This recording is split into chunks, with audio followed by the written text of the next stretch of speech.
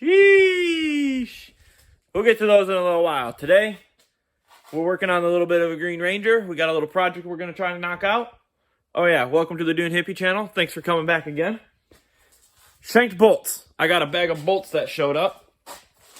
Right here. New bolts to replace old bolts. If you take a look there, you can see what we're after is that little bit of extra right there. So, if you're not familiar, this is something that comes up in the off-road community quite often. Shanking bolts properly. And what does it mean to shank a bolt? How do you do it? Yada, yada, yada. If you got a problem, how do you fix it? We're going to cover all that stuff because that's what we're working on today. So, I'm going to head over here. Actually, I'm going to grab me one more bolt. I've already got some little weld washers right here cut out. That, cut those out on my table. This is what we're going to be using to help true our holes back up on these link pivots. So, let me hop on down here to the link pivot. So here we have our link pivot that is on this Ranger. There's one on the other side. This holds our trailing arms, which our shocks go to, and then we've got some uppers and then all the other tabs that are on the axle.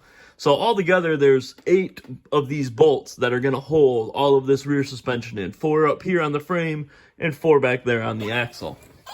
All of the bolts on this Ranger are this bolt, so this length. And so we're going to end up swapping out all of them, all 8 bolts. Now, got a little bit lucky. We're finding it early. These tabs on the back are all 1/4-inch tabs. So this axle is done up with 1/4-inch tabs, and there is no slop in those yet. So those we're going to be lucky and just changing out bolts and cutting the threads off and getting on the right distance we need, and we'll swap those out and we'll be all good to go.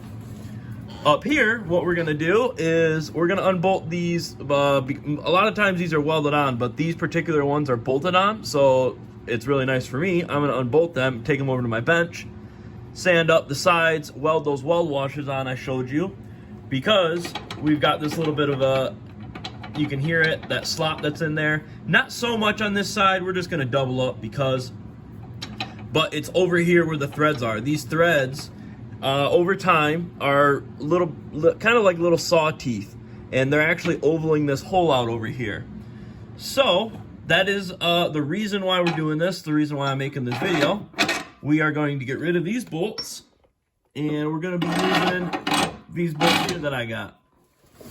Now you can see we've actually got shank coming all the way out through the tab, and once I get those weld washers welded on there, you can imagine a little thickness there for a weld washer, and then right there, it's pretty much perfect. And then we'll probably have to use a washer just to make sure that we're not bottoming out on the threads, and that we're actually bottoming out on tightness. So then we'll cut the bolt. I'll take a measurement, and so that way they're not long. We'll cut them down, and we will have properly shanked bolts installed back here. Now, I did say I've got to do all 8 of them. And the reason I cut the things down, the threads down, so they're not long, in an instance like this back here, you can see that we've got very limited room. So I'm going to have to make sure that those are not too long so they don't run into each other. So that is what we're doing there. I'm going to grab the GoPro, grab some wrenches, and work on getting these link mounts off, and then we'll get them up on the bench and grind them out. I will, before I do that, show you the other bolts that I have are these, because there is also, the lowers are good. Those shock bolts are nice and tight. But up here, we had the same issue. This is the bolt that was holding the shock on. I'll put it through that hole, and you can see this one is a lot looser.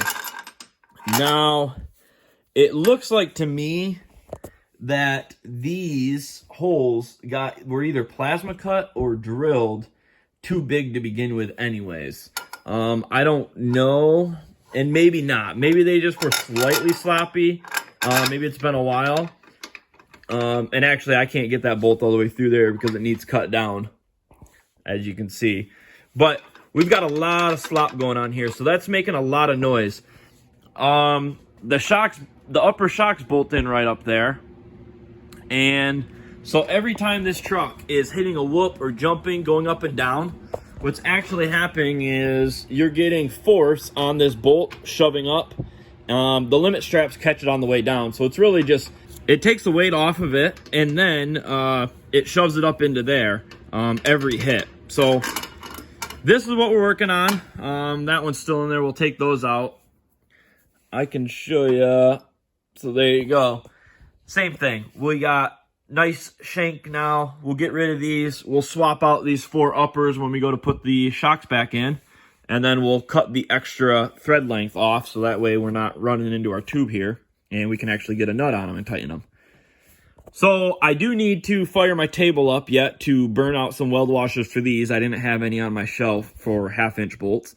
But that's okay. The principle still applies.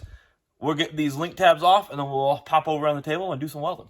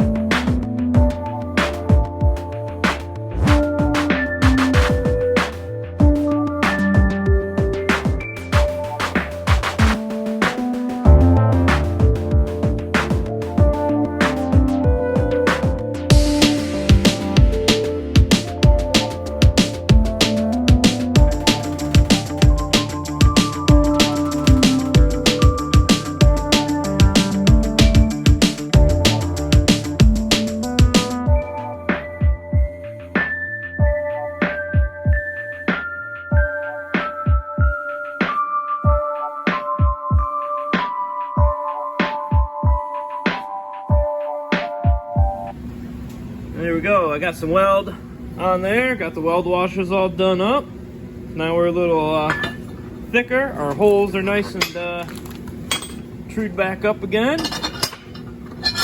There we go. And you can see. And then for spacing, yeah, I'm going to still run a washer. I'm going to actually cut one out on my table to make it thick enough so I can space it right. And then we'll put a washer on there with a nut. And let's set it down here. Oh yeah. Oh yeah, no wiggle noise now. Nice and tight. So that is what we're looking for when we're shanking bolts. And let's see here. I'll set we can do a side-by-side comparison here to what was in there versus what we're gonna run now to eliminate that problem. Well, that won't go in all the way, but there you go. You can see, showing that there too. When you have those threads in there, like right now, it's tight again because that hole is all trued up. But earlier when I made it shake, you could hear the noise it was having. That's not gonna last too long if you run that thread in there like that. So that is what we're looking for. I'm gonna sand those down a little bit more and actually throw some fresh paint on them. And then even underneath, I'm gonna sand the frame right there. There's a little bit of surface rust. I'll sand that down, shoot some paint on it.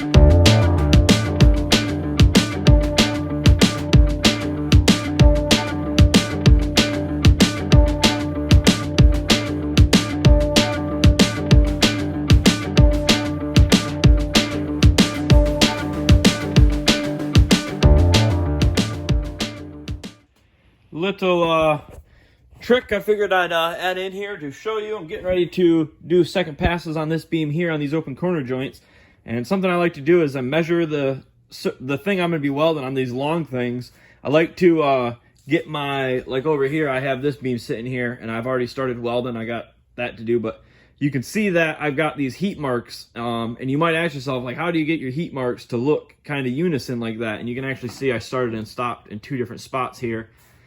What I do is I go through here and I measure, and so like this one, I got 6-inch sections, and I put little dots with Sharpie on my piece, so that way when I start welding, I'll start down here, and I can weld these sections and stop. Give it a second to cool down, and I'll move to the next section.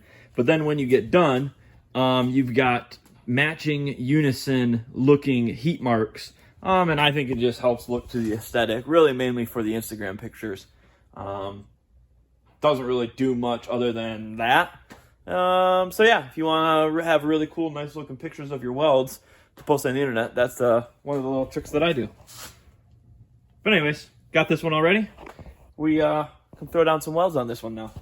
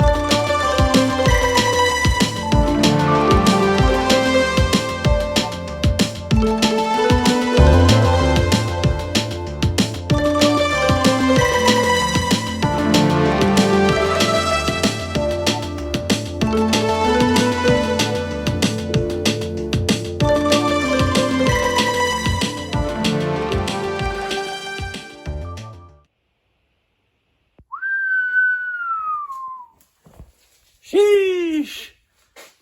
I've been having a lot of fun with this welder. This thing's pretty sick. I'm going to get into doing a video eventually. I think I said that in the last one. A little comparison to my old welder, my Vulcan, versus this new Lincoln. And talk a little bit more in depth about the differences. But yeah, right now I'm just really enjoying using it. Pretty close to having this set of beams all fully knocked out. Working on the end caps right now. Got some first passes to finish up around there, and then do second pass on all that stuff. And then do this one and get this beam finished up. And then these beams are fully welded. Got a set of knuckles already done. And then we'll be transitioning. I think in the next couple days, I'm going to start working on this actual truck again and doing frame prep. I got to cut coil buckets off that thing yet. Right now, only stock suspension is just bolted and removed. I've still got to cut brackets off, prep the frame, do all that fun stuff to get some brackets cut out on the plasma table, and then start mounting these things up on that truck over there. So that's kind of where I'm at on those. Ton of welding, tons of welding going into those, but have really been able to knock it out with that thing. So that's awesome. I have some paint drying on the Ranger mounts. We already went over those, so I'll probably let those sit a whole night. Got paint on the frame too. Let that dry really good before I put them back together. I have finished the shocks that I started in my last video. These are for a beamed XJ, linked in the rear, beamed up front. Got those all cleaned up. I like to leave them sitting there for a minute or on my rack. Not a minute, a day or two with nitrogen in them to make sure, test them for no leaks, make sure there's no oil, no nitrogen leaking out of them. And then I'll go ahead and throw the springs back on them. But those are all done, ready to get picked up by the customer. Have another set of Kings that I've started working on over there. So couple things going on over there. And I think the very last thing, I also had new projects show up. Those are some goofy looking prerunner parts because they are off of let's see, I think they're 5x5 rear trailing arms for a Volkswagen build. So owner is swapping over the hub style. They're going with a new what do you even call it? Man, I'm such not a buggy guy. Transaxle. He got a new transaxle, bigger axle shafts. So he's got to switch his hubs over. So cut these up. He got them tacked all in position where I need to then build something. So this is a project. I'll be getting into this in the next couple months. Just kind of showing, I guess, kind of how things kind of come in as they come in. Like I said, I was trying to do a little bit more like vlog style. I'm going to be trying to bounce around a little bit more and just showing you all the different things I kind of work on here at Dune Hippie Machine throughout the day. So he dropped those off today. We'll just tuck those in the corner for a little bit. That'll probably be a couple weeks before I really get going on these. But the plan, pretty much, I got to cut these top tubes, these ones that are hacked way back. I got to cut those off and redo them. And then, weld it, do some gusseting on there. I got to weld that, it's like the caliper mounting hub thing, whatever, I don't know what it's called, but we'll get that taken care of. Some sandrail stuff. I don't have like a ton of experience with sandrail stuff, but when it comes to that, he's already got them all set up for me. I really just got to do the welding, so that we do have experience. That's gonna do it for my little vlog episode today. I think showed you all the different stuff. I think I don't know, I might have missed something. There's a lot going on. Thanks for watching the Dune Hippie channel, and we'll catch you next time. Peace!